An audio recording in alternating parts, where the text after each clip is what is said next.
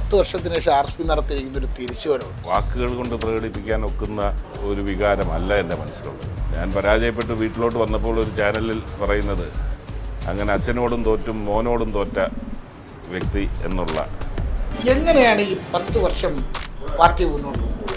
ഭയങ്കര പ്രതിസന്ധികളും കടമ്പകൾ കടക്കാൻ ഏറെ ബുദ്ധിമുട്ടുള്ളതുമായിരുന്നു. എന്താണ് മനസ്സിൽ ഇപ്പോൾ അങ്ങനെ പ്രത്യേകിച്ച് ഒരു വകുപ്പിന് വേണ്ടി RSP ആവശ്യപ്പെടുവോ? എന്താണ് രാഷ്ട്രീയത്തിൽ പരിചയസമ്പത്ത് ഒരു പ്രധാന ഘടകമാണ് എന്നുള്ളതിൽ ഒരു തർക്കമില്ല. ഈ തെരഞ്ഞെടുപ്പ് കഴിഞ്ഞൊന്ന് സുഹിത്തിന് ഫേസ്ബുക്ക് പോസ്റ്റ് വന്നത് തെരഞ്ഞെടുപ്പ് രാഷ്ട്രീയം അവസാനിപ്പിക്കുകയാണ് എന്നാണ്. അദ്ദേഹത്തെ CPM ബലിയാടാക്കുകയല്ലായിരുന്നു.